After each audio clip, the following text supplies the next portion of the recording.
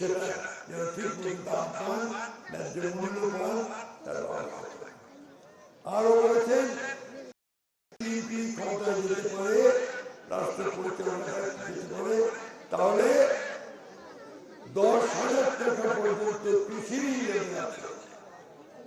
যারা লোন করেছেন ব্যাংক থেকে 10,000 টাকা কৃষি ঋণ, তাদের লোন সুদ সহ মাফ করে দেওয়া। আর মায়েরা যারা এনজিওর কাছ থেকে বিভিন্ন কাজের জন্য কিছু আয় বাড়ানোর জন্য কিস্তিতে ঋণ নেন তো ওই কিস্তি শোধ করতে হবে, কখনো পারেন না, কখনো পারেন না।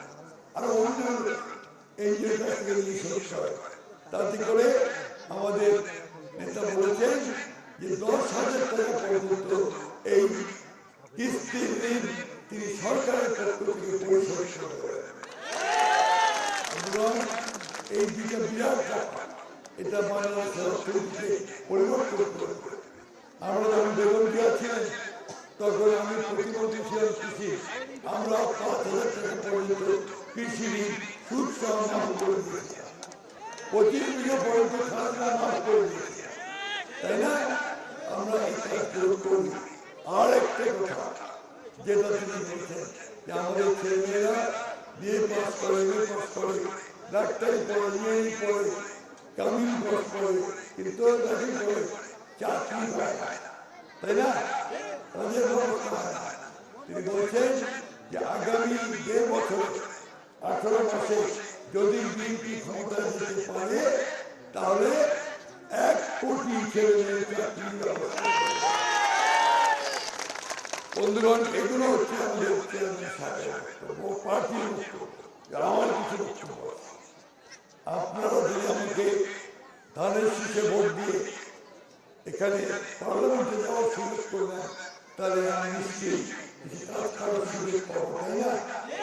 এমপি না পারবো কি কাজ করতে পারি? পারেন, এমপি মনেই কাজ করতে পারবো, তাই না?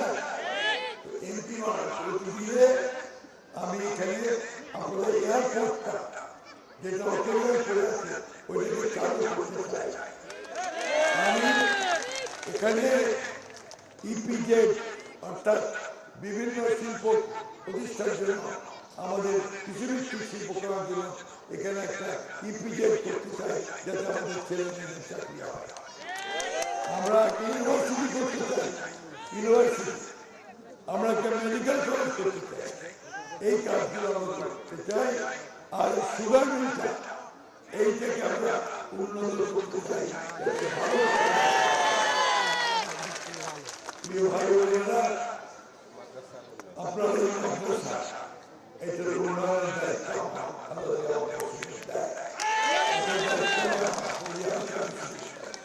এবং এখানে যাতে মাদ্রাসার আয় আছে সেই জন্য আমরা ব্যবস্থা করব।